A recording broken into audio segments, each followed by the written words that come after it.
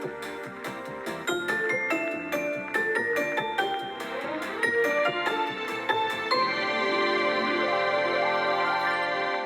there, welcome to Cakes and Aprons. I'm Jeannie, and today we are venturing back to 1935. This beautiful apron that I have is partially made out of cotton flour sacks. The partial part that is from this sack is the white with the little red printed flowers on it. Back in the 1930s, in the Depression era, flour companies began noticing that women were turning their cotton flour sacks into clothing, dishcloths, and aprons. Times were hard, and the companies decided to help out families by packaging their flour in beautiful patterns. I'm sure marketing had something to do with that. During the 30s, there was a lot to choose from these cotton flour sacks, and women made beautiful dresses and aprons, of course. Today we will be testing out a 1935 tea cookie recipe in order to make little shapely cookies for Santa Claus to leave him out on Christmas Eve. Aren't these cookies so beautiful? And this cookie press comes with so many different little tools. You can do many different shapes of cookies. You can also use it to pipe icing on a cake, and it also comes with a tool that you can make noodles. So this 1935 cookie press is really wonderful, and we will be making the recipe on the back of the box. We all know the tradition of leaving cookies and milk out for Santa, but when did this all begin? Well, we can trace the roots of leaving cookies and milk for Santa to old stories of Norse mythology, when, during the Yule season, children would leave food out for Sleipnir. Here he is, the eight-legged horse that Odin would ride. And children would leave out food and little trinkets and hope that Odin would stop by on his travels and leave gifts in return. However, the tradition of leaving out milk and cookies for Santa, like we know of now, began in the 1930s during the Great Depression. In that time of great economic hardship, many parents focused on teaching their children that it was important to give to others and show gratitude for the gifts they were lucky enough to receive on Christmas. I mean, if we think about the movie, It's a Wonderful Life, the focus is on the warmth of the family and doing good to others, not on the material life. Families during the Depression were grateful for food and shelter. They appreciated having family and sharing time together during the holidays. Therefore, our tradition of leaving cookies and milk out for Santa stemmed from the Great Depression era, when it was important for parents to teach their children of the gesture of giving, the focus of what you have instead of what you are about to receive. So let's get started on our 1935 recipe for tea cookies on the back of the Ateco Magic Cookie Press. We need 1 cup of butter, 2/3 cup of sugar, 1 egg, 2½ cups of all-purpose flour, 1/8 of a teaspoon of salt, and 1 teaspoon of almond extract. First, you will cream the butter and the sugar. Next, you will add the egg and mix thoroughly.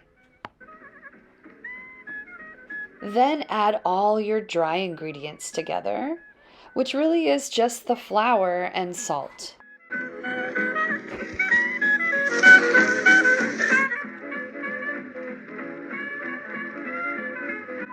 Finally, you add the teaspoon of almond extract and blend it all together. As you can see, I added food dye. I added red and green, and then I got out the Ateco Magic Cookie Press, and I put the star shape tool at the bottom of it, and I filled it up with my red cookie dough. I found out through this process that it's better to just fill the whole thing up instead of having to stop and refill it. So here I go. I press it on my cookie sheet. Yes, my cookie sheet is clean. It's just stained. The recipe said to use a cookie sheet that is not greased.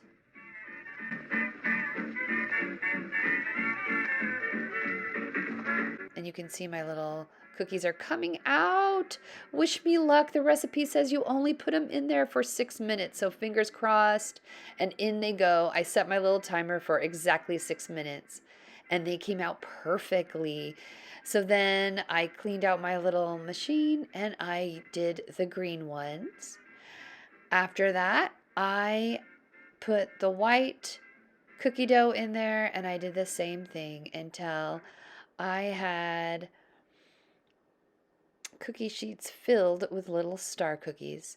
Then I took them out and put them on a cookie rack for them to cool off before I added it to my tiered cookie plates.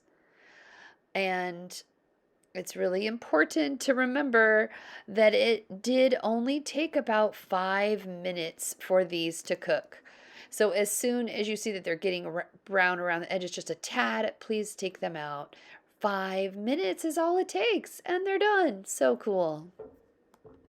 I added a bit of colored sprinkles, otherwise known as nonpareils, and some piped icing, and then I was ready to sit down with my cookies and wait for Santa. Now we get to try this 1935 recipe of little tea cookies. And I hope that they are good enough for Santa Claus to come on down and try. So let us see. I'll choose this one first.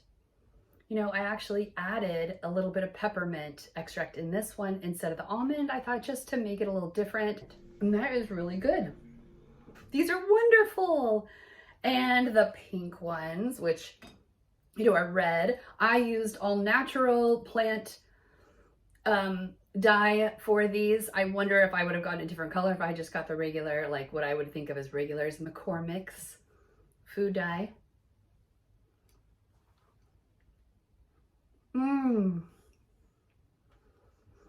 It's really good. I put a little bit of frosting, icing. I piped a little bit on the top to make these little sprinkles stick, and I love that. It's just a little bit extra kick of sugar that tastes really good. And you know what's funny is just because this is a different color, I think psychologically that it tastes a little different than the green, but I'm sure it doesn't. Anyway, there is a little bit of touch of almond and the butter is so good.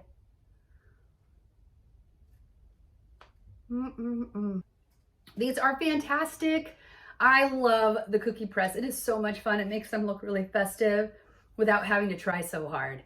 So I highly recommend this. And even if you get the one from 1935, it works beautifully. Well, happy holidays, everyone. I'll see you later next time on Cakes and Aprons.